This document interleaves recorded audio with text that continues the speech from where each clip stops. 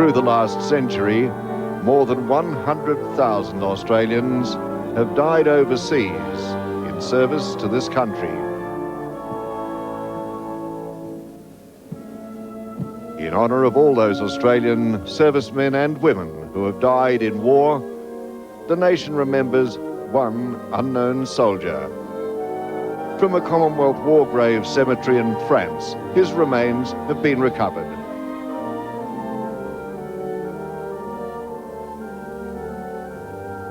With full ceremonial honours, this unknown Australian soldier has been brought home.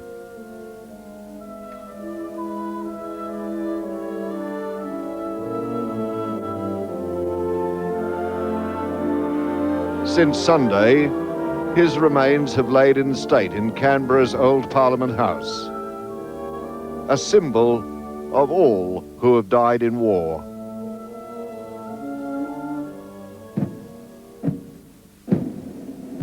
Good morning.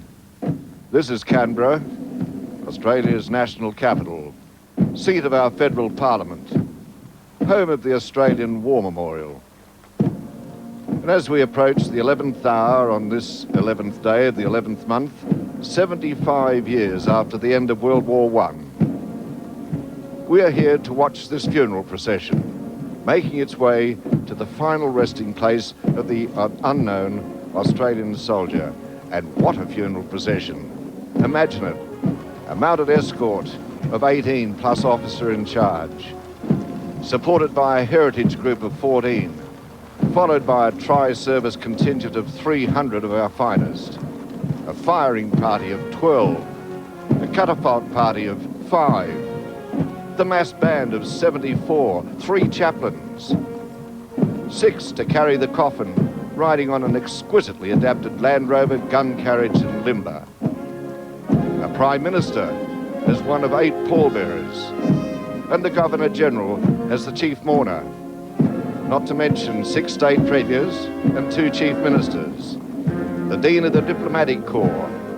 Here are mayors from Villers-Bretonneux and Ypres, and a couple of thousand others who rate as official mourners. Surely, this is a very important funeral. And sitting beside me watching this page in Australian history unfold, Michael McKernan, who's Deputy Director of the Australian War Memorial. This is a momentous occasion, Michael. Bruce, what an extraordinary day for Australia. Here we have, in the heart of the nation, in the place that has been described as the soul of the nation, the burial of an unknown Australian soldier. We are bringing home one of our own from the Western Front, from the First World War, to represent all Australian servicemen and women who have been killed in war. All Australians. The number of Australians and others who have come to Canberra this morning to witness this occasion is quite astonishing. My estimate of the crowd is around 20,000 people. I'd agree with that. They're lined very deeply, as we can see, in Anzac Parade. We wrote to every battalion, ship's company, squadron association in this country, there are more than 900 of them, and invited them to send 2 official representatives carrying their banners. We can see those people, but we can also see the thousands and thousands of other Australians, most of them probably with no military service, but here to pay their respects to this remarkable soldier who stands for so much. Let's go through the funeral procession itself for just a moment, because in it there is so much symbolism which really explains what today is all about. Let's take this mounted escort, for example. The K Troop Association, which is largely based in Victoria, there are 9 riders, and they're dressed in pre-Federation uniform. They're the people whose, and it has to be made known, that these people are all volunteers. They are serving officers and men and women of the fighting services, or are on reserve. But it's just that horses are their hobby, and the involvement of horses in warfare is a part of their hobby. So they've come here as volunteers, they've made their own way here, and they've brought their own horses. Now, immediately behind them is the Heritage Group. We see the Heritage Group there. These are current serving members of the Australian Defence Force, but in the uniform that Australians wore during the First World War. And you'll see very strikingly there the nurse. It's often, I think, forgotten that Australian women served in all of our conflicts. There were nurses just off Gallipoli. There were nurses in France and Belgium on the Western Front in the casualty clearing stations. And those women did a remarkable job and came home to difficult circumstances and a difficult situation. Behind them, the soldiers and sailors are in their First World War uniforms, recalling that enormous force that Australia sent overseas for the First World War. And one feature there that we won't see again, with arms reversed, the Heritage Group carrying the trusty 303 rifle, and now been replaced by the Steyr, the Austrian designed but largely Australian built weapon, which we see now being carried by members of the naval component of the Tri-Service Escort. There are 300 members of the Australian Defence Force in the Tri-Service Escort, Army, Navy, Army and Air Force. They have been practising, as you would expect, for a great length of time in this important occasion, and they really bring home to us the commitment of Australia's Defence Force over the years to the peace and to the country that we so much enjoy. In the background, we can hear the morning gun. 19 shots will be fired in the salute at 1 minute intervals. It's in recognition of the honour that is being done the soldier today. He is an ordinary Australian soldier without rank, and we don't know of any decoration. But he is being buried with the honours due to a Field Marshal to give him the highest possible honour that we can give him today. There's Australia's unknown soldier in the coffin on the gun carriage. You'll see now the Unit Association members falling in behind the funeral procession. They have been lining Anzac Parade, and they started arriving there very early this morning. The veterans from all wars are represented in that procession, and eventually, as the funeral party makes its way onto the parade ground at the memorial, they will fall in behind, filling the ground and being there as part of the funeral service. There are more of the official mourners. We mentioned premiers from each state and 2 chief ministers. Or in the case of Northern Territory, Chief Minister Perrin is being represented by the Speaker of the Northern Territory Legislative Assembly, Mr. Dundas. You see there the Australian War Memorial. The site for the memorial was chosen by Charles Bean in the early 1920s, before any buildings had been started in Canberra, and he chose well. The memorial is sited directly parallel to the Parliament House, and John Curtin, in opening this building in 1941, said how appropriate it was that the people of a free Parliament would go to their work every day, reminded of the cost of that freedom. Yes, and as you spoke those words, and as we saw that sight of what we estimate to be a crowd of about 20,000, brings home to you what today is all about. Why? More than that number are in unknown graves around the world. Astonishing. It is a remarkable thought when we look at all those people and all the people that we can't see who are lining the banks and grounds of the memorial, and we think that there are those thousands and thousands of graves, most of them in France and Belgium, but in 78 countries around the world where Australians lie buried, and so many of them with an unmarked grave, they are unknown. Lieutenant Fitzgerald leading the mounted escort now to their position on the parade ground, followed by the firing party. The firing party will not take a place on the parade ground, but rather will march straight through to the courtyard of the Australian War Memorial, because it'll be on that parapet, which is now familiar to you, right at the front of the War Memorial, being their position from where they'll fire their volley as the interment takes place. And in that courtyard, of course, on the walls of the cloisters are the names of all Australia's war dead. This unknown Australian soldier is unknown, and we can't know who he is. But he does have his own story. He did have his own identity. he was a person, and we actually have his name on the wall here. We just can't connect these remains with that name. But he lives on in the hearts of so many. Well, there's a whole lot about him we don't know, isn't there? We don't know his station in life. Was he the son of a wealthy family? Was he the child of a humble labourer? No one knows. But what we do know is that the remains in that coffin belonged to some mother who gave him her love, tenderness, and for him she had her most cherished hopes. And someone, somewhere in Australia right now, is wondering, could this be my grandfather? Could it be my father's brother or my father's best mate? Who is he? Is it easy to give rein to such flights of fancy? Well, I hope for everybody that this soldier stands for someone they knew, for the mother who lost a son in Vietnam, or for the father, the sister who lost somebody in the Second World War. Let us hope that Australians understand that this soldier stands for all of them. And he died so that we could go and enjoy one of the world's most envied lifestyles. That's something we shouldn't forget. But there's the band of the Royal Military College at Duntroon, augmented by the band from the Army Training Centre at Kapuka near Wagga. And they brought in a couple of extra musicians to handle the kind of music that will be played during this march towards the War Memorial and at the service later. Note the draped, muffled drums, traditional during a funeral procession.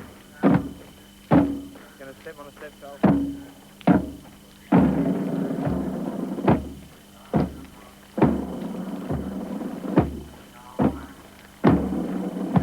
The tri-service escort is moving to the side of the memorial to take up position there. The band goes straight through.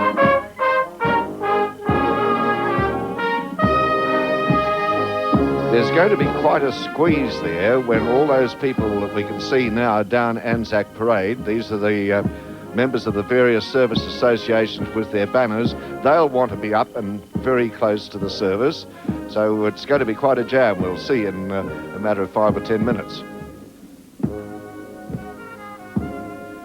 The Air Force component, the slow march. It's worth paying a tribute, I believe, to Major Ray Curtis of the Army's ceremonial branch and his warrant officer Kevin Noon. They're the two people who've made the logistics of this possible, and the finesse of the training is largely attributed to those two gentlemen. They've been working extremely hard on this project for a long time, and it's fair to say that without the cooperation of the Australian Defence Force, we would not be seeing the ceremony that we're seeing this morning. They have been absolutely magnificent, whether it's been in France, where a party of tri-service party went, or here now in Canberra. They give the meaning, the continuity, I think, of today's exercise. They provide that, and they have been practicing, let me assure you, a long time to reach this peak of perfection. It was remarked in France how extraordinarily well our service guard did over there. And on the veterans trip, which took place in August and September, really they brought such a wealth of colour and a depth of meaning to the veterans' return visit. As you've had a visit across there to the war cemeteries, we want to talk to you about that later, but let's wait until the coffin has been placed on the stone and then is moved inside the war memorial, and we'll have a chance to get some of your thoughts and your reflections on who is this unknown soldier, from whence he came, and so on. Yeah. But there now, you're starting to see the pattern take shape. That's right. Now, the unit associations will cover those grassed areas that we've seen, and now the horses are formed up on either side of the parade ground. The tri-service guard have come to attention as the funeral party itself moves onto the parade ground. You see, the stone of remembrance is the centrepiece, and after it's been lying there for a while, the bearer party have to carry it up those series of steps into the main entrance to the war memorial. And you'll be able to see the various techniques that the bearer party have had to adopt to cope with the 98 kilogram coffin and its contents. There's the Prime Minister, Mr. Keating, is one of the pallbearers. And in the front there, is Sir Joseph Gilbert, the Vice President of the Commonwealth War Graves Commission, Air Chief Marshal Sir Joseph Gilbert. He was personally involved in the discussions and negotiations which took place in London in relation to the choice of the site for the exhumation of these remains, and the Commonwealth War Graves Commission has given all in Australia a great deal of assistance in this project. Indeed, it could not have been done without their cooperation, and it's very pleasing to see that Sir Joseph is here in Canberra today for this funeral service. There are the three military chaplains from the three services. Worth just going back to the coffin for a moment, and as we were talking about the pallbearers, the Prime Minister and Leader of the Opposition, Dr. Hewson, with the President of the RSL, Major General Digger James. Pallbearers, there's a popular misconception that pallbearers carry coffins, and they don't, do they? No, the pallbearers are there in places of honour to give honour to the coffin by their presence. But the coffin itself is carried by a bearer party, again tri-service bearer party, as we will see. And the pallbearers are there associated with the procession and will accompany the coffin through to its final stage.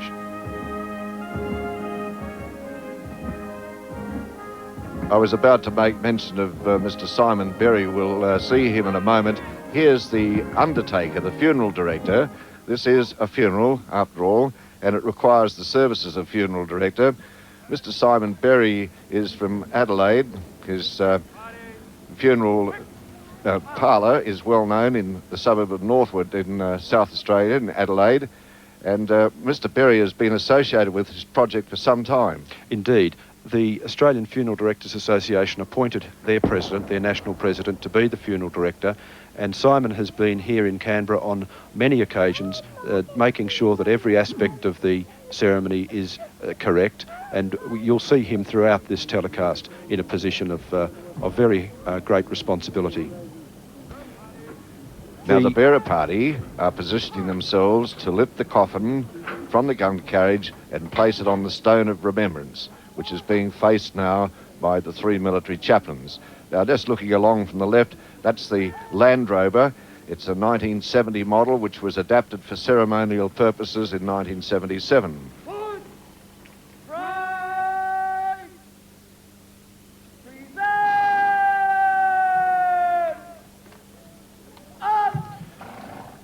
The coffin has on it the hat of a soldier from the First World War, a bayonet and the Australian flag, and those have been with the coffin since it was handed by the Duke of Kent into Australian care in Villa-Bretonneux some few days ago.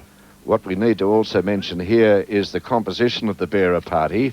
It's made up of 6 warrant officers Masters and Bullivant from the Navy, warrant officers Dyer and Allen from the Army, and the 2 Air Force warrant officers are Slater and Hamilton, in the charge of Major Young from the 7th Brigade Royal Engineers in Brisbane. Now, what we've learned is that in a military funeral, if, say, a sergeant is going to be buried, then the bearers of the coffin would be, say, privates.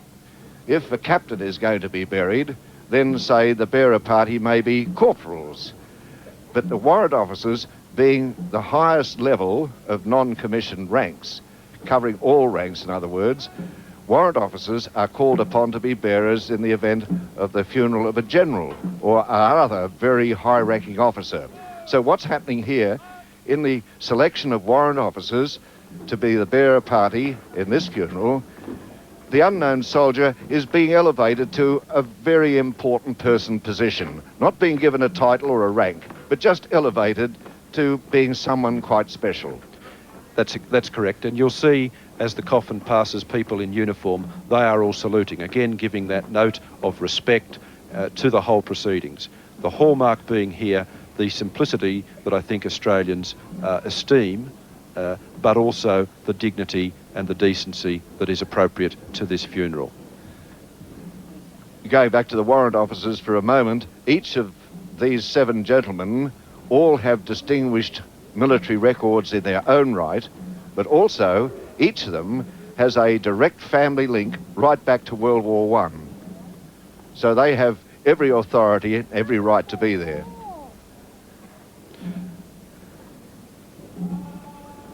Just looking there among the faces in the crowd, I see Mr. Peter Mazengard just standing there to the left of the stone as we see it.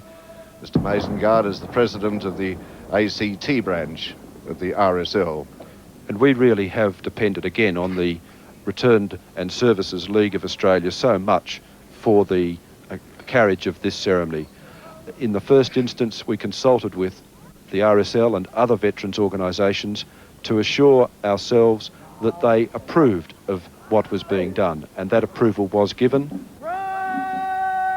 And since then, the National Secretary of the RSL, Mrs. June Healy, has been on our directing group, our organising group, and has fully participated in the development of this important ceremony. Well, the RSL, since 1916, has been the protector of the rights of servicemen and women. And since 1920, it's been the intention and the aspiration of the RSL that an unknown Australian be returned to Australia. Let's just pause a moment now and reflect on what's before us. There, on the Stone of Remembrance, in Australia's national capital, is the body of Australia's unknown soldier. The Stone of Remembrance has been there virtually since the memorial was opened in 1941. It has been the site of all our major national commemorations, Anzac Day and Remembrance Day principally. But today, for the first time, it becomes a catafalque. It has now a coffin placed on it. This has never happened before in Australia, and it is a moment of great meaning, and forevermore now, that will be a genuine catafalque. Catafalque party, outwards!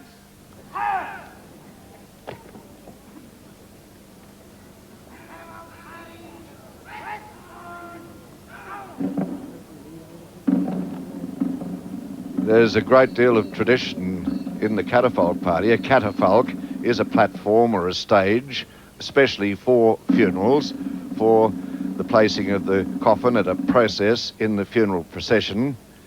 And back in days of old, it was usually only some noted person whose body was placed for open viewing or for some other reason prior to the burial.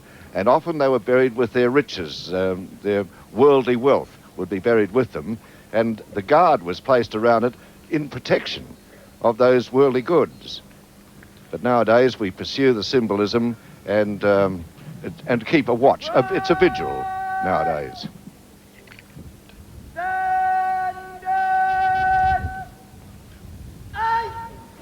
The chairman of the Australian War Memorial Council. In late 1917, at Passchendaele, that place which sums up all the horrors of the mud of the Western Front, a young Australian soldier lay badly injured in a shell hole in no man's land. He knew he was dying. Death came slowly, and a mate stayed with him to the end. With hope and conviction, he said to his friend, "At least in Australia, they will remember me." Today, in the presence of the unknown Australian soldier, we remember all of them, all who have died in Australia's service in war. On behalf of the Australian War Memorial, I now accept the unknown soldier into our care. As we stand in front of his tomb in the Hall of Memory, let us now and in the future ensure that the dying hope of that young Australian is honoured. Let us ensure that here in Australia we will never forget them. Dame Beryl Beaurepaire, Chair of the Council of the Australian War Memorial.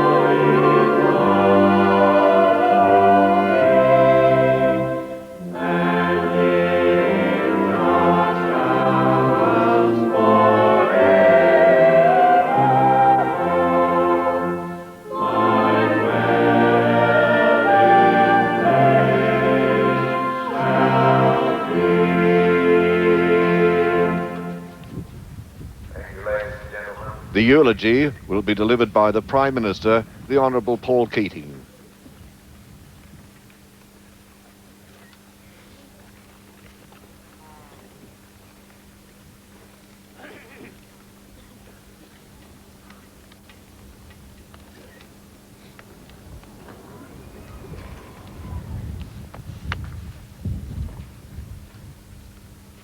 We do not know this Australian's name, and we never will.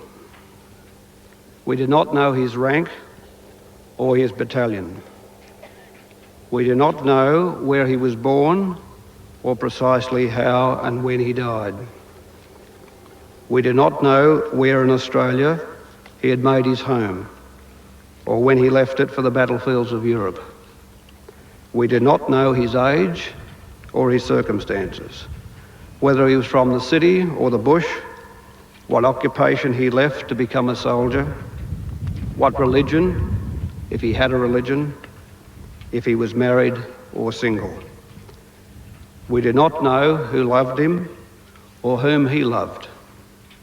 If he had children, we do not know who they are. His family is lost to us as he was lost to them. We will never know who this Australian was. Yet he has always been among those we've honoured.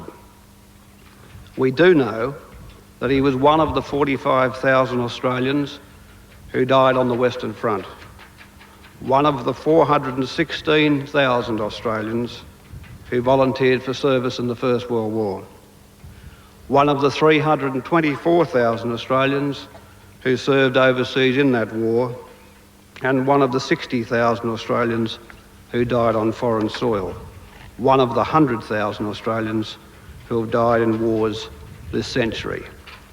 He is all of them, and he's one of us. This Australia and the Australia he knew are like foreign countries. The tide of events since he died has been so dramatic, so vast and all-consuming, a world has been created beyond the reach of his imagination. He may have been one of those who believed the Great War would be an adventure too grand to miss. He may have felt that he would never live down the shame of not going.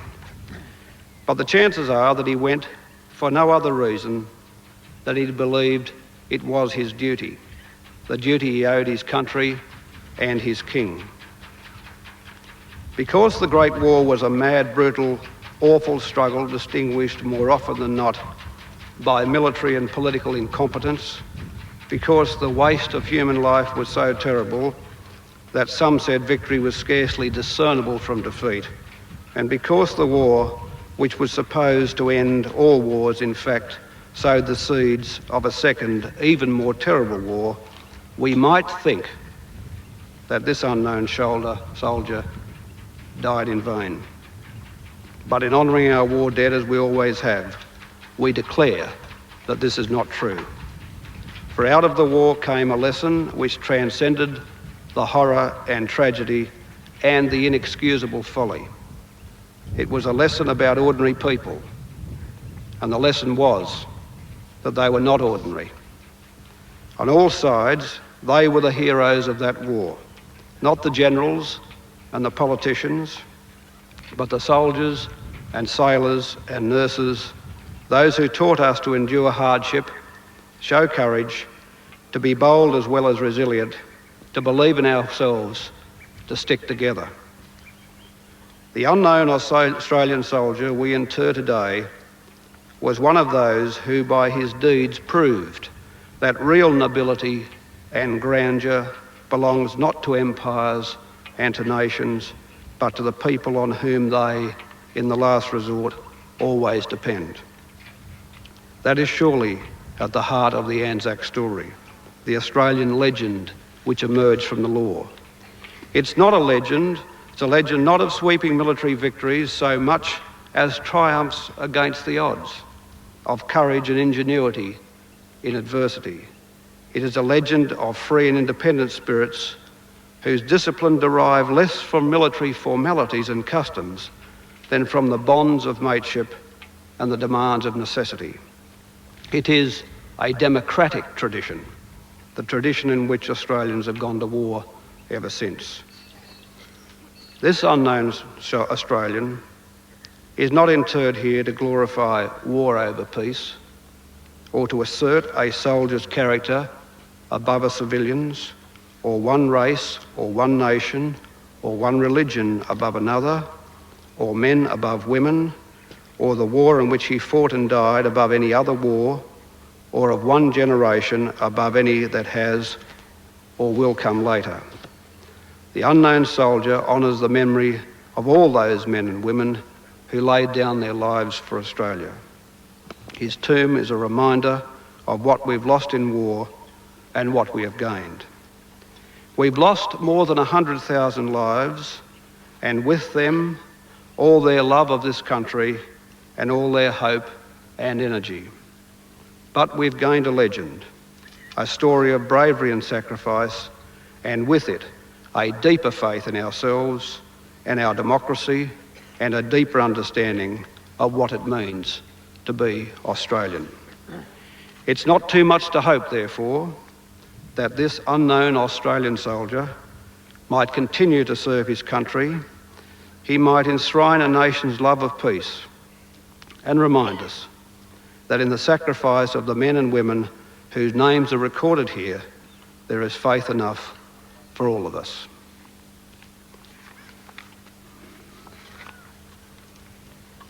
The prayer of remembrance will be said by the Naval Chaplain, the Reverend Dr. Gareth Clayton.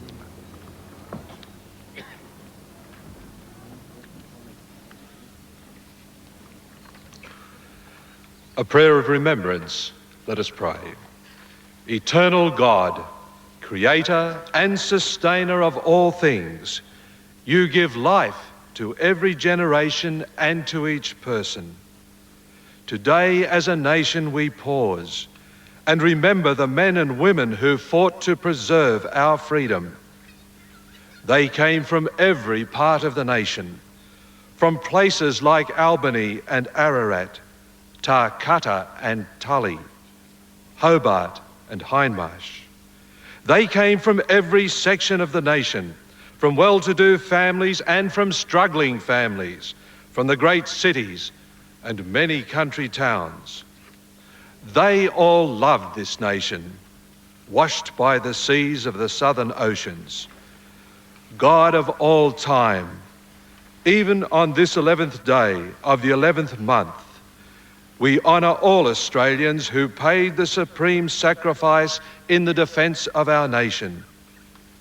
Today, we honour all our fellow citizens who were wounded in battle and who carried the scars of war throughout their days. Today, we honour all who contributed to the national cause in time of war, at home, on the farms, and in the factories. God of eternity, as generations of Australians come and go, help them to value the freedom we enjoy. May each generation of Australians respond with bravery, perseverance, and resourcefulness in its defence. God of each person, we remember our story. We pledge our loyalty to Australia. To the God of every generation who gives us life, who preserves us, and to whom we finally return, be honour and praise, now and forever. Amen.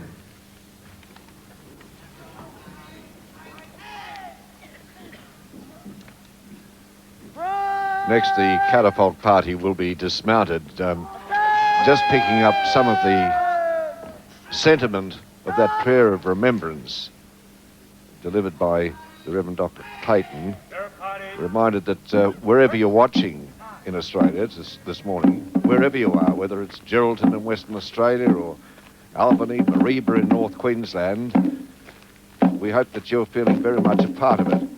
I had a call yesterday from a person in Sydney, and that person asked, I so badly want to be in Canberra tomorrow, but I can't. How can I pay my homage? I asked that person, where do you live? That person said, I live at Mona Vale, which is a Northern Beaches suburb of Sydney. And I said, well, I'll bet you in that park down there and near the shopping centre at Mona Vale, there's a cenotaph, a memorial, where your Anzac Day services are held each year. Go down to that memorial, take with you a flower, and have your own private few minutes of silence and place your flower there. And that person said, well, that'll be great. So wherever you are, there's an honour board or an honour roll in a local hall or at a school or a club. Could be the monument in the park near your place or at the local diggers, but you can bet that there's one nearby, and you today can pay your homage to the unknown soldier just by, in your own quiet way, attending it. And we know that's happening all around the country. We've been corresponding with dozens of towns. I'm thinking particularly this morning of that very beautiful town of Albany in Western Australia. The people there have discovered 3 families who have unknown listed on the Albany War Memorial. And they have a ceremony this morning that enables them to pay tribute to this soldier and, by extension, all of them. His last sight of Australia could well have been Albany. It almost certainly was. The convoy assembled there left there on the 1st of November 1914, but almost all Australians who left for the First World War would have seen Albany as their last glimpse of this beautiful country. Now the Governor-General, His Excellency Mr. Bill Hayden, is standing before the Stone of Remembrance, and the unknown soldier approaches. And the unknown soldier will give his salute.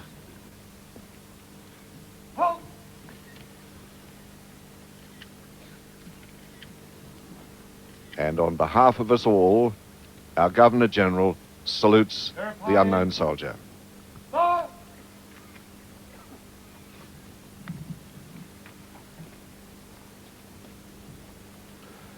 The pallbearers now come back into their positions and are set now to escort the coffin, the remains of this unknown Australian soldier, to its final resting place in the Hall of Memory in the Australian War Memorial.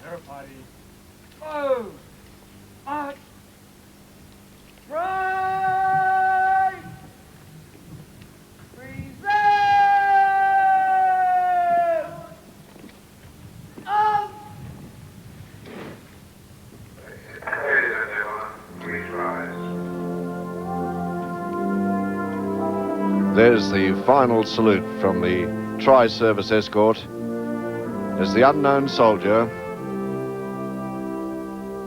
now approaches his final resting place.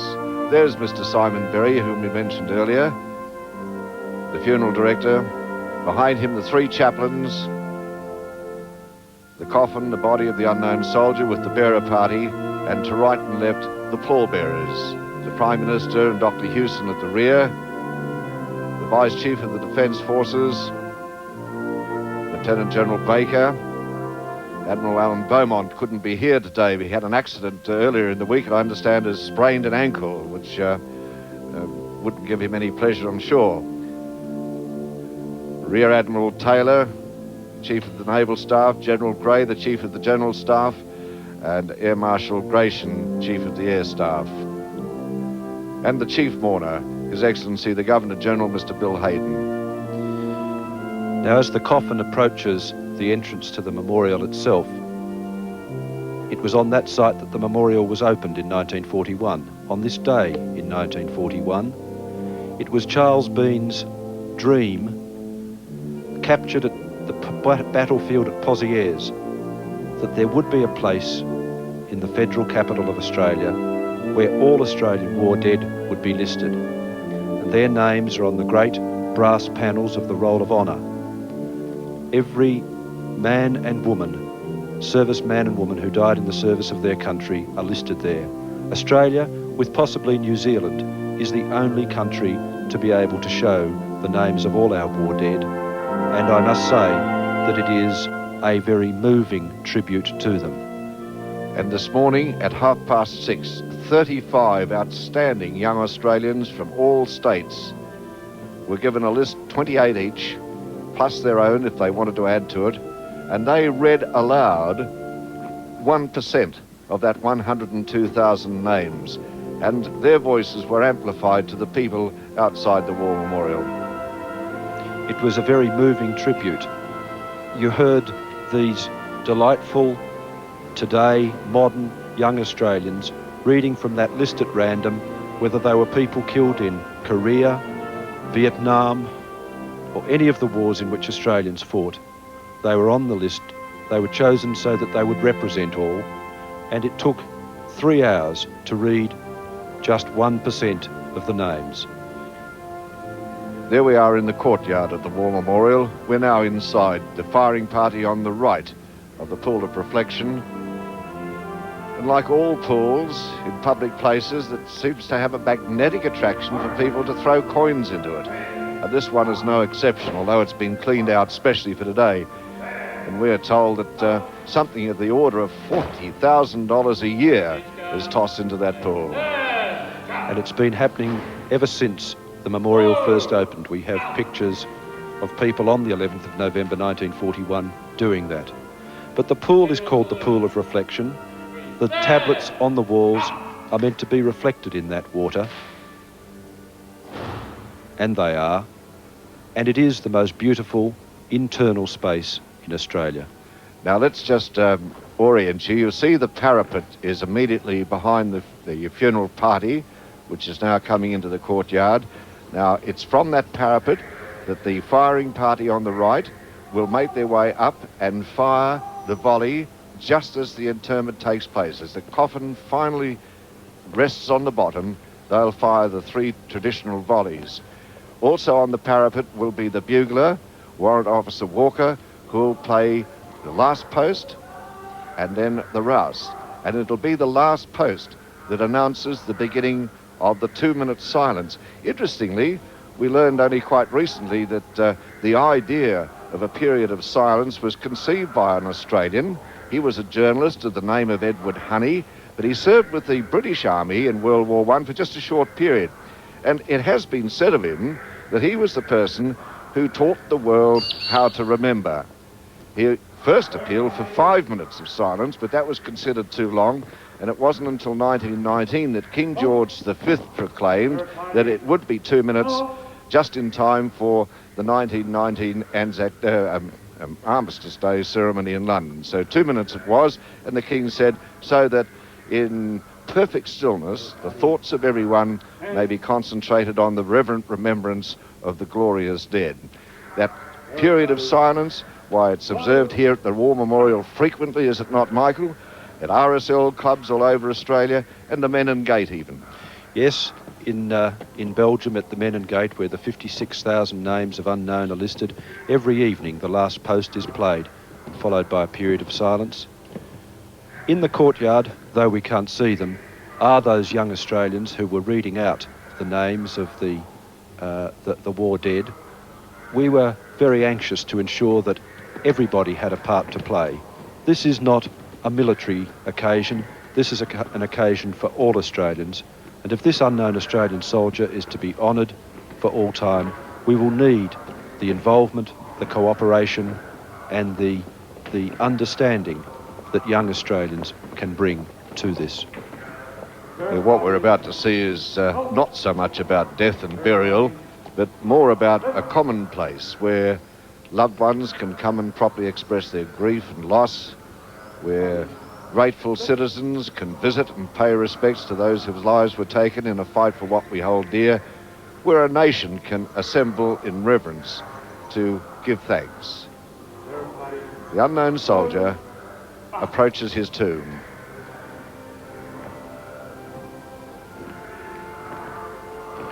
The coffin goes into the Hall of Memory, which was the work of an Australian Napier Waller. He served with the 1st Australian Imperial Force overseas and indeed lost his right arm in combat.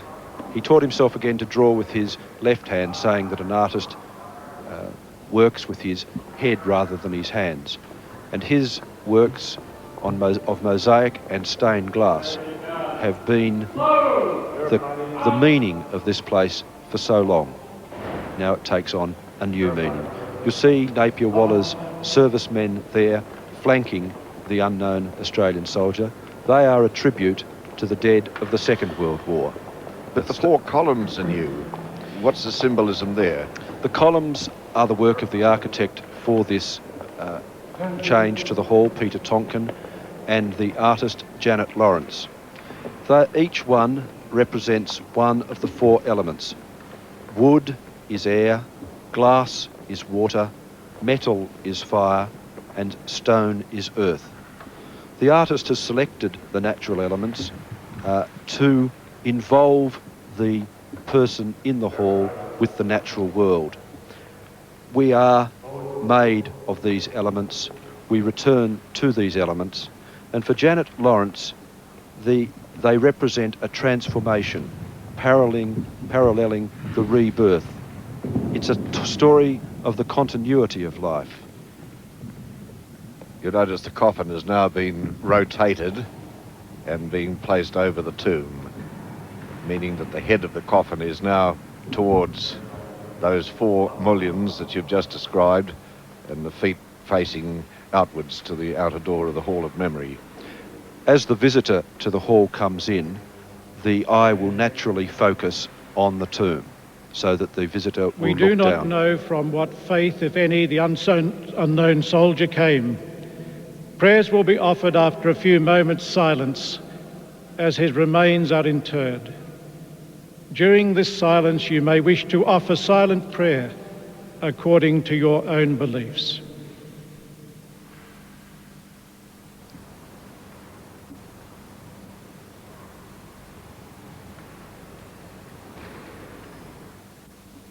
Creator God, you bless all people with life. You give us skills and opportunities to engage in the adventure of living. We are people of certain times and specific spaces. We prosper and we suffer adversity. We live in times of peace and in times of war. We are Australians. When life is finished, we return to you. This is our human lot. God of eternity, at this time, we inter the remains of an unknown Australian soldier who lost his life in the service of his nation on a battlefield far away. He has been returned to his land. We honour his service. We place his remains to rest in this sacred place in the national capital. May this memorial remind us all of the sacrifices made by many Australians in places like Pozieres, the Kokoda Track and Long Tan, in the defence of freedom. Almighty God, we pray for all people who mourn the passing of a dear one in the service of the nation, a son, a daughter, a father or mother, a relative or friend. Comfort them, fill them with proud memories. God of the living, God of the dead, we leave in the arms of your mercy all Australians honoured by this memorial to the unknown soldier. Their sacrifices were not made in vain. We honour their memory and we commit ourselves to the final triumph of truth, justice and freedom. Amen.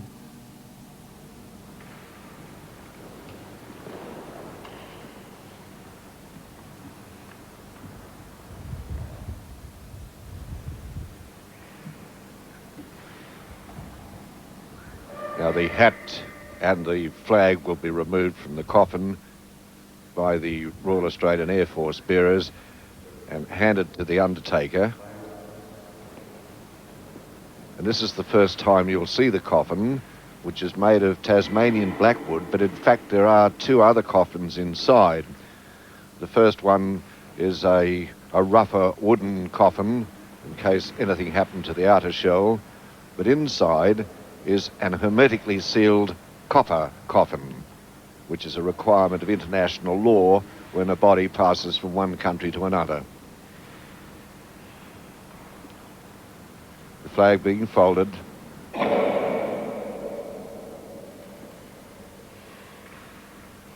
There's Major Young, the commander of the bearer party, And Major Young, incidentally, is married to Dominique, and Dominique is a French lady who came from a village not far from, only about 6 kilometres from Villers-Bretonneux. And it's remarkable when you visit northern France, a village like Villers-Bretonneux, how strongly the memory of the Australians who served there 75 years ago and more endures. They carry that flame very brightly indeed. We have today the Mayor of Villers-Bretonneux and the Mayor of Ypres, and they have come to represent their communities. The Australians are loved and cherished in those places. It is a remarkable fact and a testimony to the great intermingling of people that happened during the First World War, and the great debt of gratitude that the French still feel. So the flag is folded very precisely, carefully. It's worth drawing attention too to the 14 First World War veterans, perhaps the most important people in the Hall of Memory at this time. Major Young hands the hat and the flag to Dame Beryl, who passes it on to Mr. Brendan Kelson, the director of the War Memorial, for safekeeping. And the bayonet goes back onto the coffin. The bayonet, the symbol of the armoury of the unknown soldier of the ordinary ranks. If he were an officer, there'd be a sword there. But this event, we know not his rank, so his weapon, the bayonet, will be entombed with him. For the veterans in the hall, they have seen this so many times before, one assumes. The interment.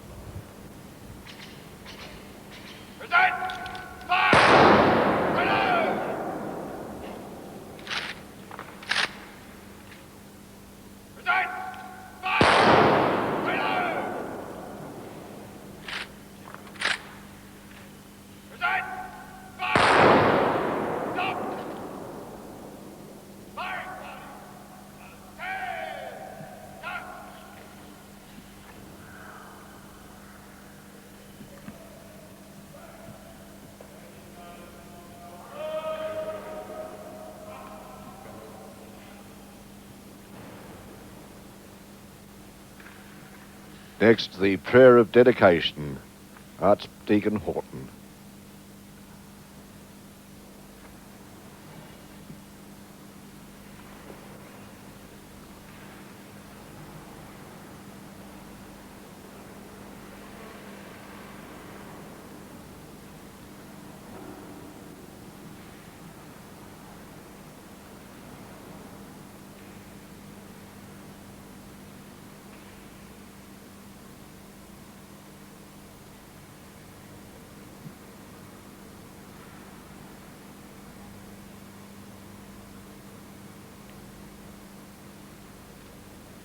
One of these World War I veterans will join His Excellency the Governor-General shortly.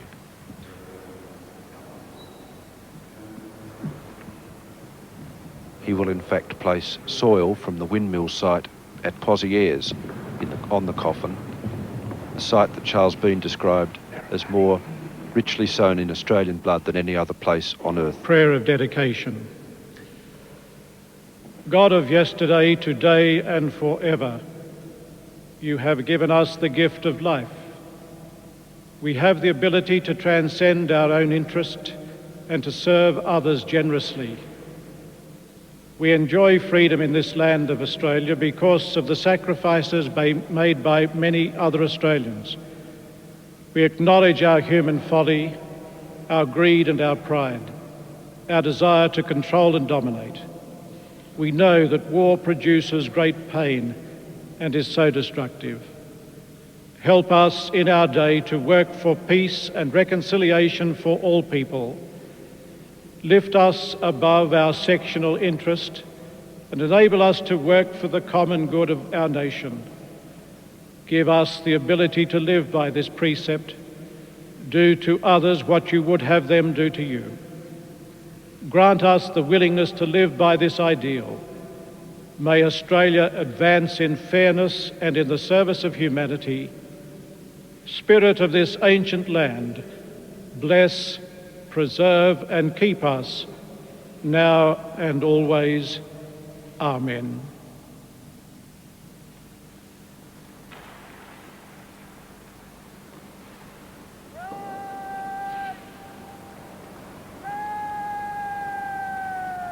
The Governor-General has a sprig of what clearly is wattle. He'll be the first to place a floral tribute on the tomb. And he goes forward.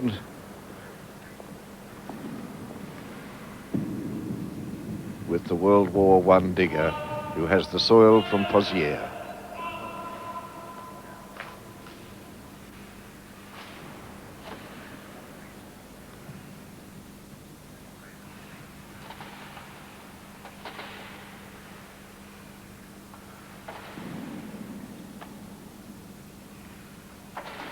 The veteran is Robert Coombe from Canberra. He served in all the important battles on the Western Front and was awarded the Military Medal at Mont St Quentin in that great fight in 1918, which General Monash described as the finest feat of arms. They shall grow not old, as we that are left grow old. Age shall not weary them, nor the years condemn. At the going down of the sun, and in the morning, we will remember them. We will remember them.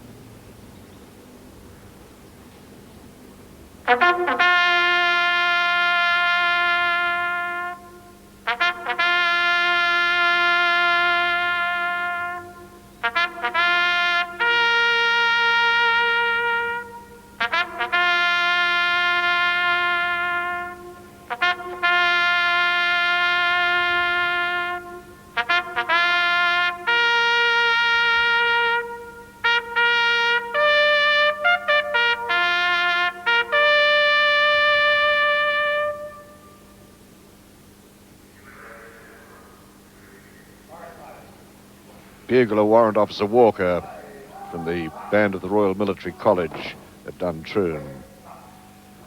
Dame Beryl Beaurepaire is chairman of the Council of the Australian War Memorial, together with the Prime Minister, the first of the principal mourners to place their floral tributes at the head of the tomb, while the funeral director, Mr. Berry, leads the chaplains and others now out of the Hall of Memory. And it seems an appropriate time to pass on to you a verse which was written by an American named John Ratham in 1921 at the time of the entombment of the American unknown warrior. He just penned it as a piece for the Providence Journal. Let me read it to you.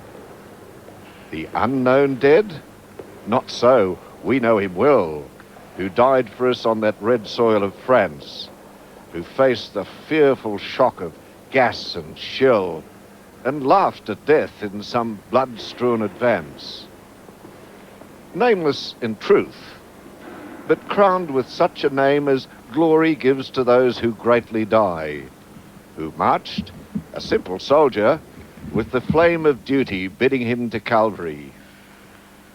He is all brothers dead, all lovers lost, all sons and comrades resting over there, the symbol of the knightly fallen host, the sacred pledge of burdens yet to bear, mangled and torn, for whom we pray today, whose soul rose grandly to God's peaceful throne, leaving to us this quiet, shattered clay, silent and still, unnamed, but not unknown. And as I said those last words, we saw the Mayor of Villebreton, Dr. Lillier. He was the gentleman with the red and yellow sash, placing his tribute. We've chosen the idea of a single flower because we want everyone to be involved in this.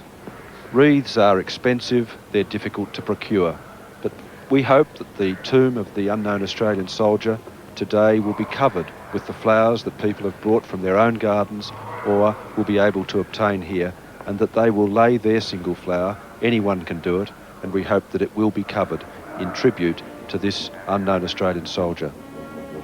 The official mourners now making their way back out into the area of the parade ground, where we'll have the national anthem and the benediction. But it's perhaps a moment for us to reflect on what all today has meant to us. What does it mean to us, Australian? I'm thinking of a place like Fromelles in France, where 5,500 Australians were killed in 24 hours. A terrible disaster, a place that the Chief of the General Staff, John Gray, said he'd like to take all of his commanders to understand the quality of the men that they commanded. Those graves in France, in Belgium, and elsewhere throughout the nations,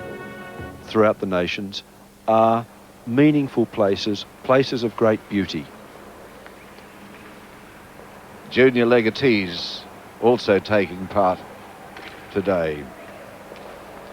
This was a site that we saw so much on the veterans' visit to France. For many of them, the first time that they could go back and see where their mates had been buried. Now they have a place where their mate is buried in the heart of Australia. Well, that's exactly what RSL President Major General Digger James said. We've brought back a mate.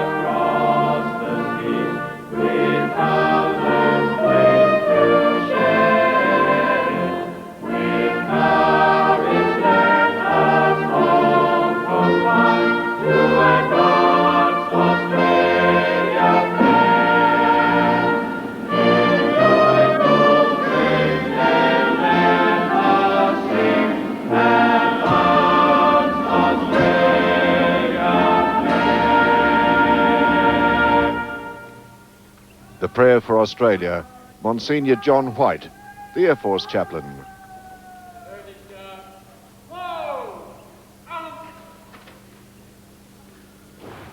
A prayer for Australia.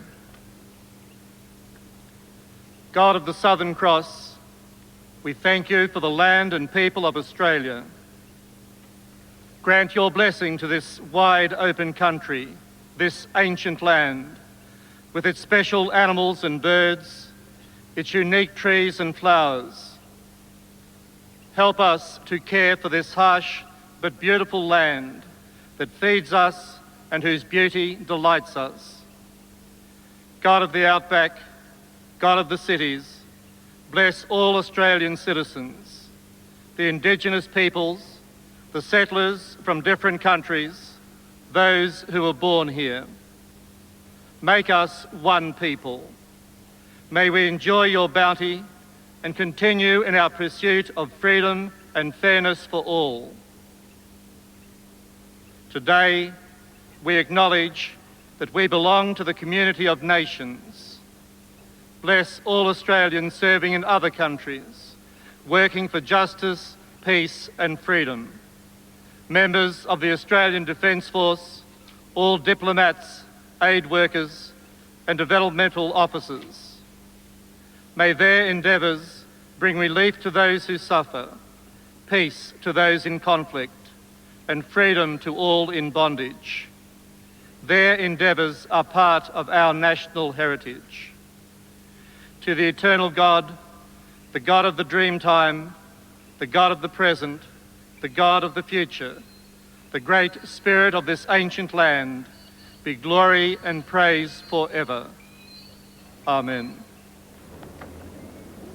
Here's home, the unknown, to sleep forever among his own. He symbolises all Australians who died in war.